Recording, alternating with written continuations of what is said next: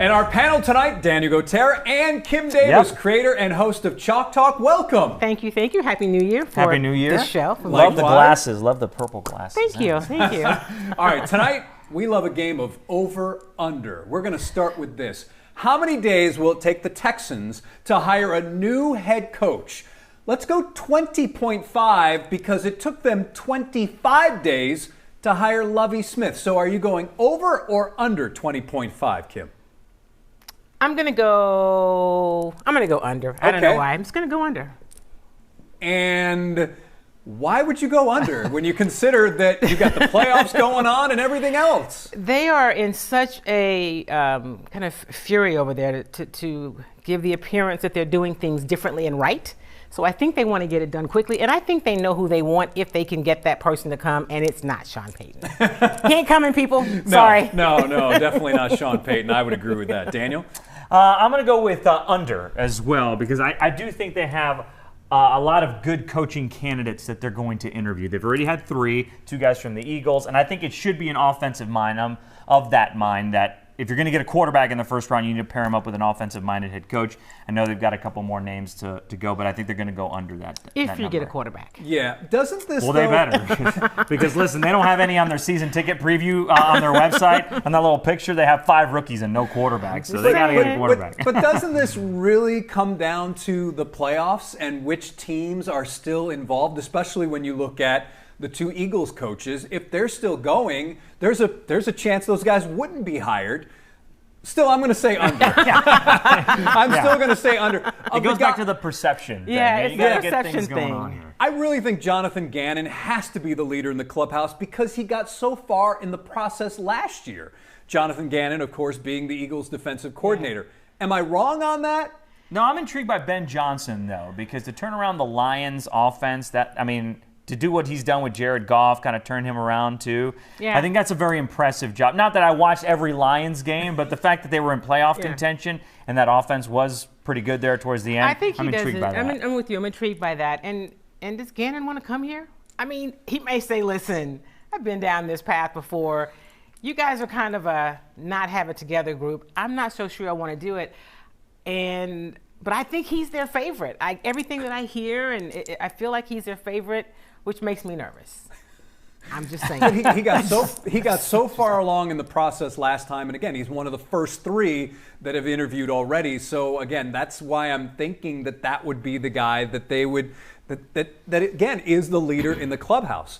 All right, so from the Texans, let's go to let's do the Rockets, everybody. Do we have to? Yeah. All right. The number of Rockets wins in the 2022-23 season. This is from betonline.ag.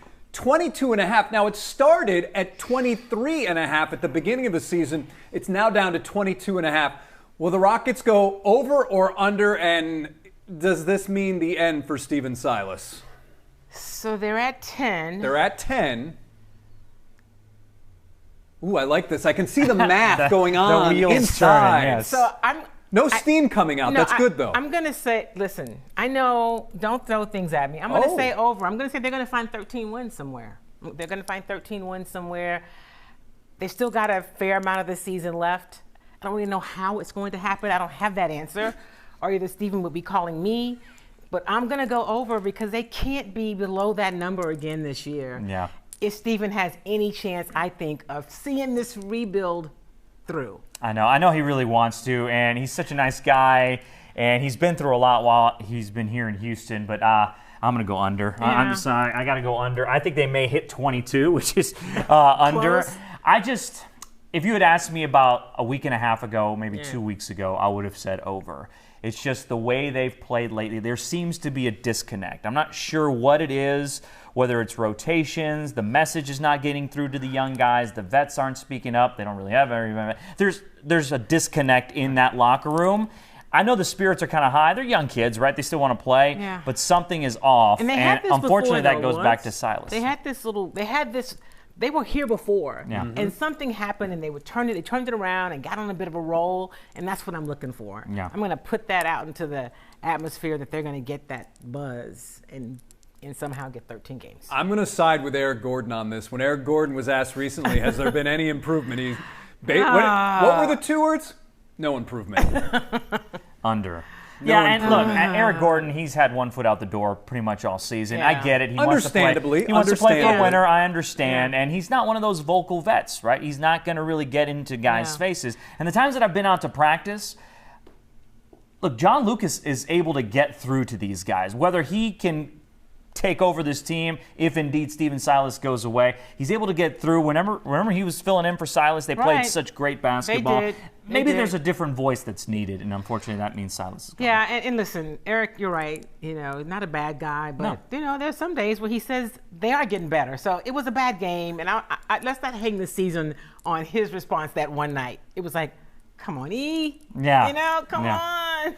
Although you do wonder if there has to be another person delivering the message, because Steven Silas, we don't see him in the locker room. We don't see his demeanor, but because he's so positive, I hope these young guys are not taking advantage of the situation in a way, much like a little kid does. A little kid like my knows. kids. Some of those they things, take advantage of every some of that about situation. him has been helpful because he's had to do a lot of nurturing and parenting. Yeah, and I think there's been a disservice, too, because he hasn't gotten enough vets to go in there with that team. I mean, I think you have to have a nice mix, right? Eric Gordon is the veteran. Jayshawn Tate is now back. He's been around for a little while. I think guys respond to him. I think that's why Boban's there. I think clearly that's why Boban's Yeah, I mean, that's why He's not Boban's playing. there. He played some today, but anyway. All right. Yeah. Leadership is everything. It is. And speaking of leadership, because that is an excellent segue, the next one is the leadership for the Astros. The date the Astros will name a general manager, before or after January 25th. So under is before, over is after. Again, the Astros right now, as we get closer to spring training, they don't have a general manager. They don't. But they've done all the big stuff, right? The heavy lifting in terms of the roster and moves made, except for a couple. Tucker has a couple guys that aren't signed yet, but I don't think procedural that's stuff. procedural stuff. So I don't know that Jim Crane's in a big hurry. They're going to get it done, but they may not get it done until pitchers and catchers report. I don't know, but I'm going to go with the over. I think they've done a nice job given the situation. They brought in Abreu. They had a bunch of international signings recently that were announced over the weekend. That stuff is kind of structural. They have a pretty good foothold in that international market, but I still think they're going to go under. I think that decision is going to be made before January 25th. One, FanFest is next week, so that'll be kind of interesting if Crane ever talks at FanFest. But two, I think there needs to be somebody in place to put this thing together as you head into spring training, because it all trickles down from the general manager. You have, scouting and development and everything that goes beyond that, and I think something needs to be done. So under is the answer for me. So maybe it should be done, but will it be done? Because remember, when he first brought in Dusty, he was kind of the guy in that seat until they were in spring training, and I kind of see that happening again.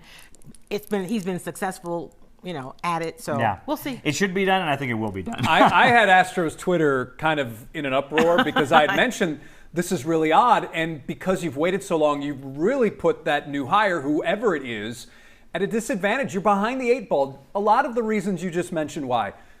Putting in your own player development program, scouting, obviously bringing in your own people. Yeah.